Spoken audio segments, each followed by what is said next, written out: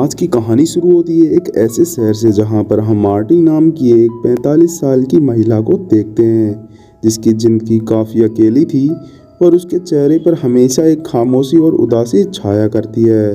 वह एक कपड़ों की दुकान चलाया करती है। मार्टिन की दिनचर्या एकदम अकेली थी, घर से दुकान और दुकान से घर, और वह अपने मानसिक स्ट्रेस को दूर करने के लिए स्विमिंग भी किया करती है। स्विमिंग करना उसकी हॉबी है।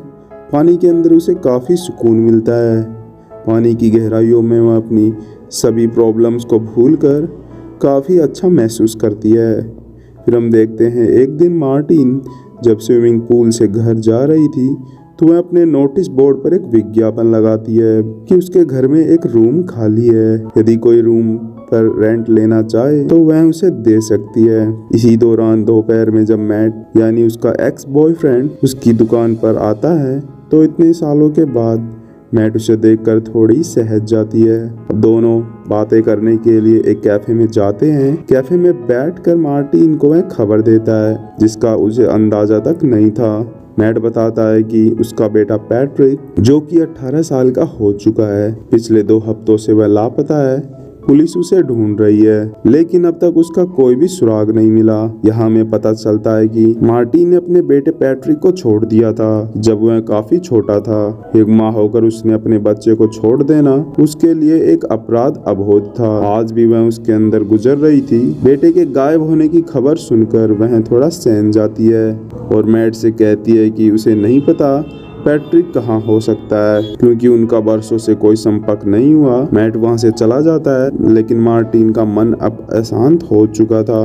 वह रात भर मार्टिन दुकान पर देर तक रुकती है और अपने बेटे की एक पुरानी तस्वीर निकालती है, उसे दुकान के दरवाजे पर चिपका देती है ताकि क्या पता कोई उसे पहचान कर उसे खबर कर दे।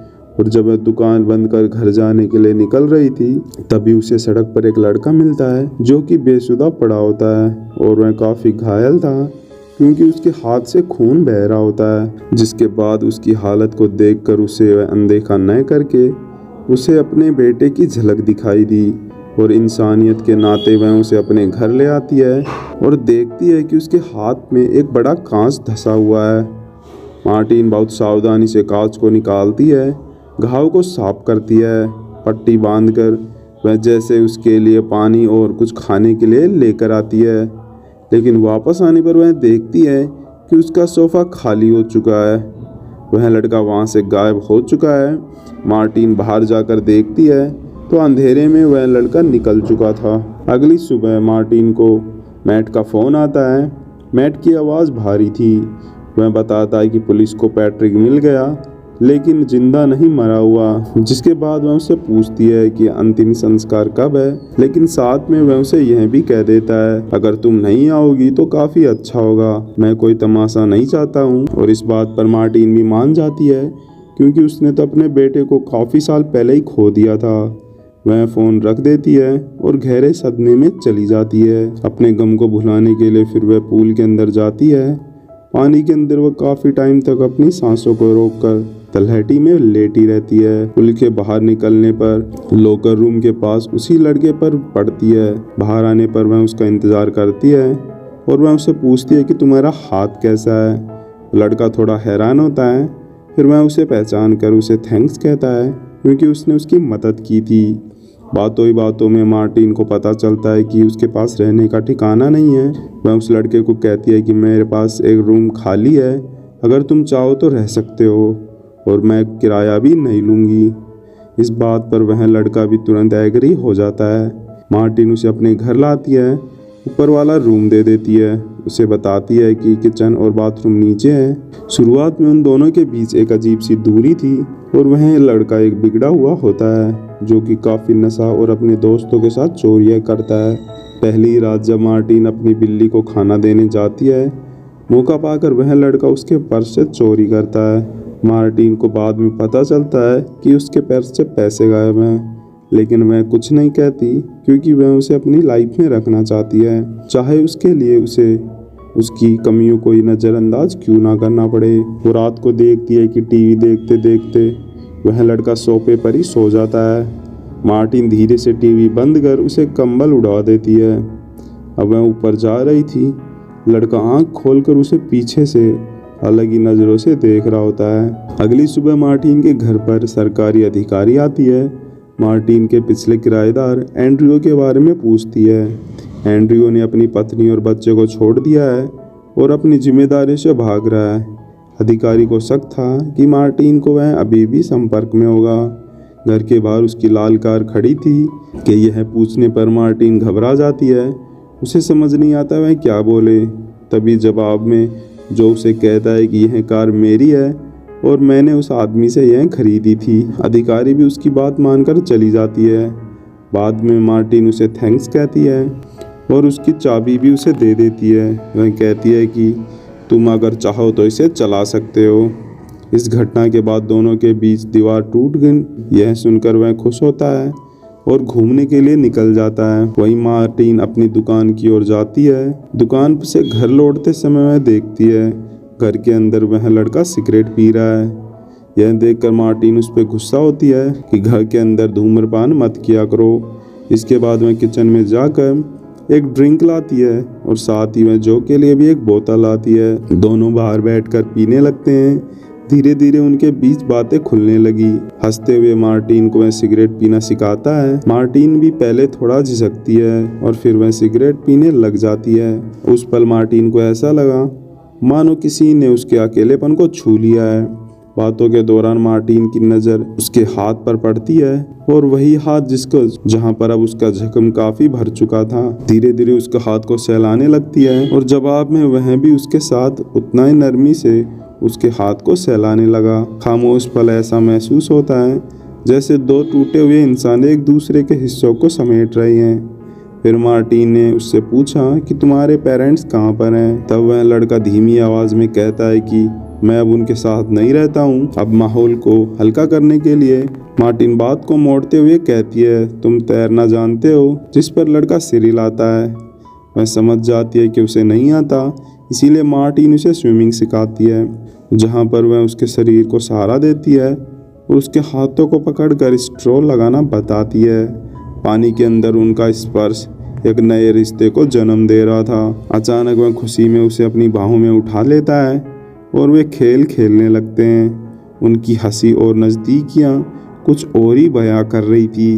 दोनों शहर के बाहर एक समुंदर के किनारे जाते हैं। वहाँ दोनों पानी में मस्ती करते हैं और एक खेल खेलते हैं जो भी लंबे टाइम तक सांस रोकेगा। जिसके बाद मार्टिन काफ़ी टाइम तक सांस रोक लेती है कि जो को डर लगने लगता है वह उसे ऊपर खींच लेता है। उस पल दोनों के बीच एक गहरा इमोशनल कनेक्शन बन जाता है और वह उसके करीब आता है और उसकी गर्दन को छूता है। इसके स्पर्श पर वह मार्टिन अब समझ रही थी मगर खामोश रही, क्योंकि उसमें उसका बेटा नजर आता था और अपने अकेलेपन का इलाज भी। और बस वह यही चाहती थी कि हमेशा वह उसके साथ रहे। लेकिन जो कि दूसरी दुनिया में था, अभी भी वह उसके गैंग लड़कों के साथ मिलता है। वह लोगों से सड़कों पर लड़ाई करता है। एक दिन मैड मार्टिन से वापस मिलता है और वह भी अपनी ज़िंदगी से परेशान था। मार्टिन के साथ वह दोबारा जुड़ना चाहता है। मार्टिन को वह एक होटल में ले जाता है। एक दूसरे के साथ इंटीमेट होते हैं। मार्टिन अपने बेटे के गम में इतनी अकेली थी कि उसे लगा कि शायद मैट ही उसके दर्द को बांट सकता है। लेकिन कुछ पल के बाद उसे पता लगा मैट के साथ उसे जुड़ाव नहीं बचा है, सिर्फ एक खालीपन था। अगले दिन मैट मार्टिन की दुकान पर आता है। उसके हाथ में पैट्रिक के कुछ पुराने कपड़े दे देता है। वह कहता है कि घर पर पड़े थे, मैंने सोचा मैं तुम्हें दे दूं। मार्टिन उन कपड़ों को लेकर जो के पास आती है और उन्हें कहती है कि जो भी तुम्हें फिट लगे तुम इनको पहन सकते हो। जिसके बाद वह उसके कपड़ों को पहन लेता है और उस मार्टिन जब देखती है तो उसे उसके अंदर अपना बेटा दिखाई देता है। वह अपनी भावनाओं पर काबू नहीं रख पाती और उसे पीछे से जाकर गले लगा लेती है। अब जो को यह बात समझ नहीं आती। मार्टिन इतनी इमोशनल हो गई थी लेकिन वह उसे अलग ही नहीं करता है। उसी रात जो जब अपने कमरे में नहीं था, मार्टिन उसे ढूंढते हुए बाथरूम में जाती है। वहाँ पर वह बाथटब में बैठा था, बेहद परेशान और उदास था। शायद उसकी अपनी गैंग वालों से लड़ाई हुई है।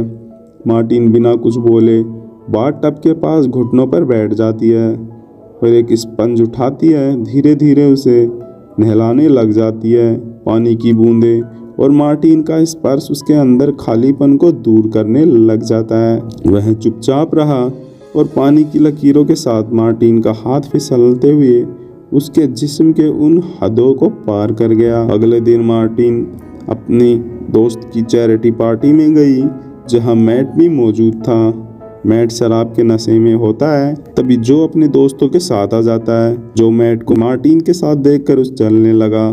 पार्टी के बाहर निकलते ही मैट को वह उकसाता है और वह उसे जोरदार मुक्का मारता है। मार्टिन थकी हारी घर लौटती है। अगले दिन मार्टिन बार टब में बैठी थी, लेकिन उसके मन में अलग ही तूफान चल रहा था। वह अपनी नजरों में गिर चुकी थी। उसे लग रहा था कि दुनिया में सबसे बुरी माँ वही है। पैट्रिक की मौत उसके सीने में पत्थर जैसी चुभ रही थी और उसी अपराध के बोध में वह डूबती जा रही है। तभी वहां पर दबे पांव चुपचाप जो भी आ जाता है, बस धीरे धीरे उसके हाथ मार्टिन के कंधों पर जाते हैं। उसकी उंगलियां मार्टिन के गले को ऐसे छूने लगी ताकि वह पुराने जख्मों को महरम दे रहा हो। अब दोनों एक दूसरे को पनाह की तरह ढूंढ रहे थे, जो बिना एक शब्द कहे दोनों की सांसें एक दूसरे के साथ थमने लगी। लेकिन कहानी असली मोड़ तब लेती है। मैट को शक होने लगा। मैट को पता चलता है कि पैट्रिक की शर्ट उसने पहनी है। उसका शक यकीन में बदल जाता है। मार्टिन इस लड़के के साथ रह रही है। उसने अपने बेटे की जगह उसे दे दी। एक रात मैट जो को पकड़ लेता है और नशे में उसे काफी बुरी तरह मारता है, जिसके बाद हम देखते हैं कि मार्टिन को उसके घर पे एक वॉइस मेल आता है जिसमें जो की माँ होती है कि उससे पता है कि मेरा बेटा तुम्हारे पास है, प्लीज मुझे वापस कर दो। मार्टिन इस आवाज को सुनकर थोड़ी ठहर जाती है, क्योंकि अब वह वापस अपने एक दूसरे बेटे को नहीं खोना चाहती। देर रात जब वह घायल अवस्था में घर लौटता है, उसके शरीर पर चोटें लगी थी। मार्टिन उसे देखकर रोने लगी। उसे एहसास होता कि यह सब उसकी वजह से हो रहा है। वह उसे तुरंत अस्पताल ले जाती है। अस्पताल में जब वह उसका इलाज करा रही होती है, मार्टिन वेटिंग रूम में बैठती है। वहाँ उसकी नज़र नोटिस बोर्ड पर गई। वहाँ पर कई मिसिंग पर्सन के पोस्टर लगे थे। उसे अपना वक्त याद आया और उसने पैट्रिक के ऐसे पोस्टर लगाए थे। अब उनके चेहरों को देखकर अचानक उसे वह वॉइस मेल याद आ जाता है। अब इसके बाद उससे रहा नहीं जाता और मार्टिन सब कुछ समझ जाती है, जो कि अंदर अपने मरे हुए बेटे को जिंदा करने की कोशिश कर रही थी। अब उसकी ममता और उसके अधूरेपन को भरने के लिए वह उसका इस्तेमाल कर रही है, जबकि हकीकत जो घर यह नहीं है बल्कि उसकी माँ के पास है। यह ख्याल आते ही वह समझ गई और वहाँ से चुपचाप निकल जाती है और उसकी असली माँ को कॉल करके बता देती है कि आपका बेटा इस अस्पताल में है। अब वह वापस अपनी उसी दुनिया में निकल गई, अकेलेपन और दुखी गहरी खामोशी में घिरी हुई। इसी सन्नाटे के साथ यह कहानी यहीं पर ख़त्म होती है। दोस्तों, आपको कहानी कैसी लगी कमेंट कर ज़रूर बताएं।